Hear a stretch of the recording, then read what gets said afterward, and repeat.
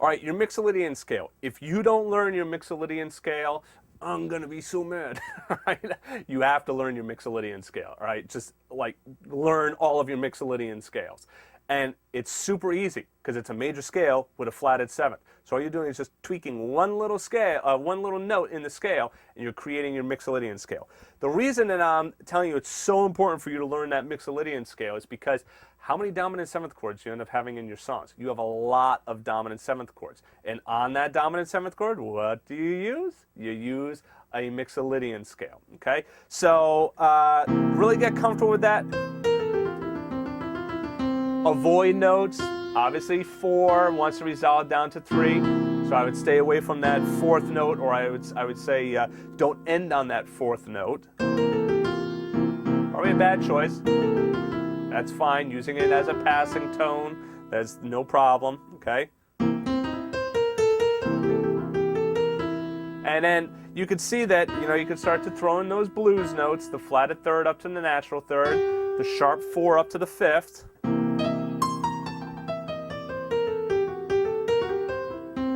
So now, mixolydian is a great scale to use over that blues.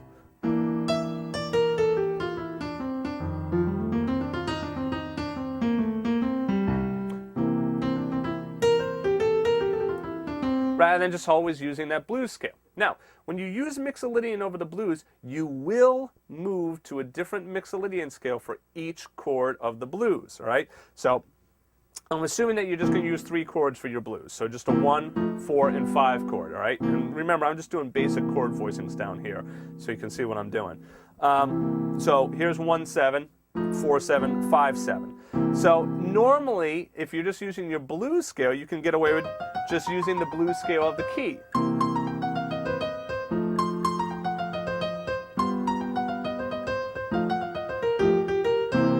So there I'm just using C blues scale over all 3 chords. When I'm doing mixolydian, I'm going to move to a mixolydian scale for each of those chords.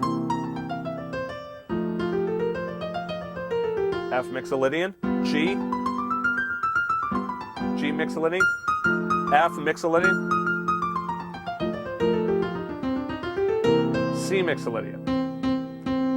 Okay. You can also have some fun by doing that mixolydian scale with the flat third up to the natural third. Here it is on F. Here it is on G. You could also skip over that 4th. All right.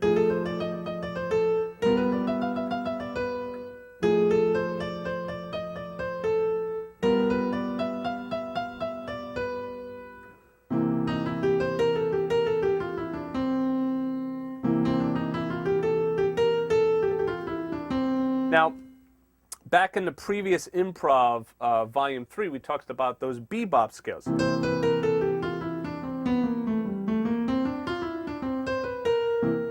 Okay, so you can use that as well. All right, where you go to the natural 7th down to the flatted 7th. So a lot of different possibilities there. But make sure that you learn your basic mixolydian scale. So anytime you come across a dominant 7th chord, oh man, F sharp dominant 7th. Okay, there's your mixolydian scale. Oh, F dominant 7th. All right, there we go. A flat. Just doing root 7s down there, it's a good thing. It keeps it nice and open, allows you some room to breathe and add in whatever notes you want. B flat mixolydian. B. So you can just go through and do each one like this chromatically. Do them randomly. F sharp, B, E, A flat, B flat, E flat, D flat. Whoops. Make sure that you can go through and play all of those mixolydian scales. Do them both hands. D flat. Woo. Yeah. E flat, do F sharp, A flat. Do them hands together like that as well. That's another nice little exercise for you. This keyboard is so darn slippery. You can also do in thirds. know, so for your advanced players, try doing something like that as well. And lastly, improvise over that mixolydian scale. Just get free with it. And what you can do is just do some nice comping. Where you take a C7 chord or whatever key you're in. Let's do C for right now. Go a half step below and a half step above, but just stay with that C mixolydian scale on the right hand. So for instance,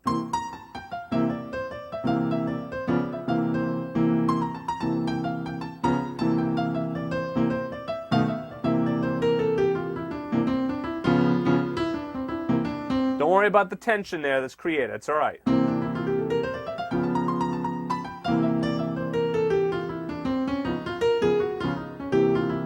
If you want, you can move to like D flat mixolydian.